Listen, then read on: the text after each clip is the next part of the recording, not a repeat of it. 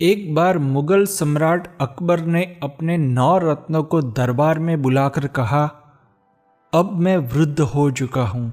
मैंने इस देश में राम की बहुत प्रशंसा सुनी है। बहुत से लोग राम के भक्त हैं। मैं चाहता हूँ कि मेरी मृत्यु के बाद पूरे देश के लोग मेरी भी भगवान की तरफ भक्ति करें, मेरी पूजा करें। मैं राम से जरा भी कम नहीं हूँ। क्या मेरे जीवन पर रामायण नहीं लिखी जा सकती? अकबर की इच्छा को सुनकर 8 रत्नों की जुबान पर मानो ताला लग गया। उन्हें समझ नहीं आ रहा था कि क्या बोले। सभी एक दूसरे की ओर देखने लगे, जैसे कह रहे हो, बादशाह अकबर चाहे कितने ही महान हो, लेकिन उनके जीवन पर रामायण कैसे लिखी जा सकती है?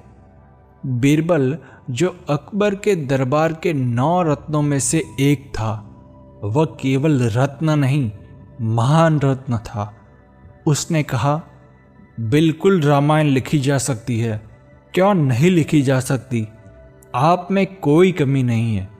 अरे, राम का राज्य तो आपके राज्य से छोटा था। आपका राज्य तो बहुत बड़ा है और आप तो सम्राटों के भी सम्राट हो। राम तो सिर्फ राजा थे। आप चिंता मुक्त हो जाइए। मैं आपके जीवन पर रामायण लिख दूंगा, लेकिन काम मेहनत का है, क्योंकि रामायण बहुत बड़ा ग्रंथ है। इसीलिए मुझे 1 लाख अशरफिया और 1 साल का समय दीजिए। मंजूर है मुझे, अकबर ने खुशी से कहा। इसी क्षण ही मैं तुम्हें 1 लाख अशरफिया और 1 साल का समय देता हूँ। बीरबल 1 लाख अशरफिया लेकर अपने घर गया। उसने पूरे साल में 1 लाख अशरफिया अपने दोस्तों के साथ मौज मस्ती में उड़ा दी। अकबर समय समय पर उससे पूछते रहते थे, क्या हुआ? मेरी रामायण की यश कथा कहाँ तक पहुँची? बीरबल कहता, लिखी जा रही है। साल पूरा होते ही मैं स्वयं आकर प्रस्तुत करूँगा। साल पूरा हुआ।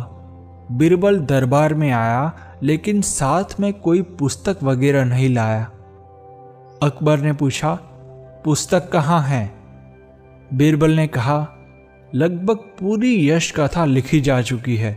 बस एक विवरण बाकी है, जिसे आपके बिना और कोई नहीं बता सकता। उस विवरण के बिना रामायण पूरी नहीं होगी। रावण ने हमारे राम की सीता का अपहरण कर लिया था। आपकी बेगम का अपहरण किस रावण ने किया था? मुझे उसका नाम और पता बताइए।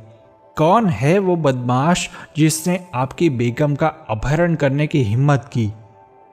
अकबर गुस्से से लाल हो गए। वह अपनी तलवार की मुठ पर हाथ रखते हुए चिल्लाया, ये तू क्या बक रहा है बीरबल? तू पागल हो गया है क्या? किसी की इतनी हिम्मत कि मेरी बेगम की तरफ आंख उठाकर भी देख सके? उस हरामखोर की आंखें फुड़वा दूंगा। उसकी जुबान पर अगर उसका नाम आए तो उसकी जबान काट दूंगा। बीरबल ने कहा, महाराज, तो फिर रामायण नहीं लिखी जा सकती, क्योंकि रावण ने हमारे राम की सीता का अपहरण कर लिया था और सीता जी 3 साल तक लंका में अशोक वाटिका में बंद रहीं। इस घटना के बिना तो रामायण नहीं बन सकती। इसमें मजा ही नहीं आएगा। असली बात निकल जाएगी तो पूरी यश कथा बिना नमक के भोजन जैसी लगेगी, बिल्कुल बेस्वाद। अकबर ने कहा, अगर ये झंझट करनी पड़े तो मुझे रामायण नहीं लिखवानी। बीरबल ने कहा, जैसी आपकी मर्जी, लेकिन मेरी पूरे साल की मेहनत व्यर्थ गई। आप कहे तो क्या मैं महाभारत लिखूं? अकबर ने कुछ पल सोचकर कहा, महाभारत का भी बहुत नाम सुना है। ये तो रामायण से भी बड़ा ग्रंथ है। क्या तुम मेरी यश कथा महाभारत के रूप में लिख सकते हो?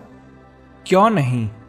बीरबल ने हंसते हुए तुरंत कहा, मैं ऐसी यश गाथा लिखूंगा कि लोग सालों तक आपको भगवान की तरह पूजेंगे।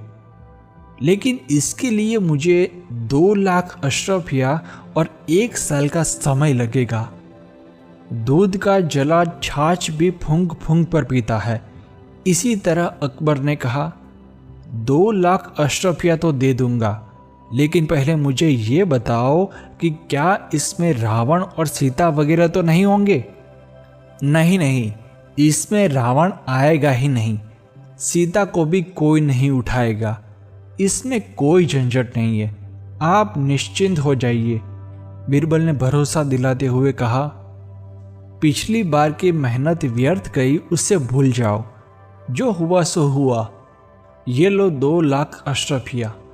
कहते हुए अकबर ने अशरफिया भरी थैली दी। बीरबल ने पूरे साल में 2 लाख अशरफिया दोस्तों के साथ मौज मस्ती और दावतों में उड़ा दी। उसने जी भर कर मौज की। बीच बीच में वह अकबर को बताता रहता था कि जबरदस्त यश कथा लिखी जा रही है, आप खुशी से झूम उठेंगे। साल का आखिरी दिन आ गया। बीरबल फिर से खाली हाथ दरबार में आया। अकबर ने पूछा, मेरी यश गाथा पर किताब कहाँ है? महाभारत कहाँ है? बीरबल ने पूरी शांति से कहा, महाराज, लगभग पूरी यश कथा लिखी जा चुकी है, बस एक महत्वपूर्ण विवरण बाकी है जिसे आपके बिना कोई नहीं बता सकता। उस विवरण के बिना आपकी यश गाथा अधूरी रहेगी। महाभारत में द्रौपदी के 5 पति थे। आप अपनी बेगम के पति हैं, लेकिन उसके बाकी 4 पति कौन हैं? मुझे उसके नाम बताइए। बीरबल के बच्चे, रुक तू, अभी तुझे मजा चखाता हूं। अकबर क्रोध से गरज उठे। पहले तो उन्होंने केवल म्यान पर हाथ रखा था, लेकिन इस बार उन्होंने तलवार खींच ली। आखिर तू मुझे समझ क्या बैठा है? मेरे जीते जी अगर मेरी बेगम का कोई और पति है तो उसकी गर्दन उड़ा दूंगा। बीरबल ने शांत स्वर में कहा, महाराज, इसमें मैं क्या कर सकता हूं? पहले आप तलवार म्यान में रखकर थोड़ा शांत हो जाइए।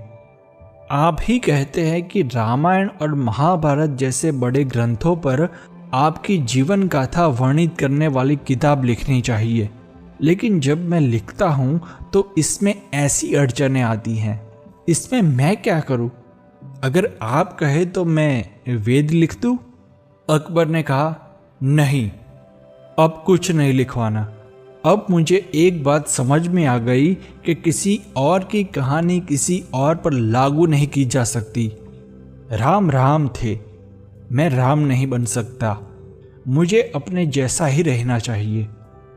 बीरबल ने बंद होठों में मुस्कुराते हुए कहा, देर से ही सही, लेकिन अब आपको बात समझ में आ गई। कई तो ऐसे मूर्ख हैं जो इसे जन्म जन्मांतर तक नहीं समझ पाते। दोस्तों, हमें न तो कृष्ण, न राम, न ईसा बनने की ज़रूरत है। हमें न तो सचिन तेंदुलकर, न लता मंगेशकर, न रोनाल्डो बनने की कोशिश करनी चाहिए। हम जितना भी प्रयास करें, जो हम नहीं हैं वो हम नहीं बन सकते। हम केवल वही बन सकते हैं जो हम वास्तव में हैं। मूल रहना चाहिए, नकल में नहीं पड़ना चाहिए। नकल के कारण कई लोग भटक चुके हैं।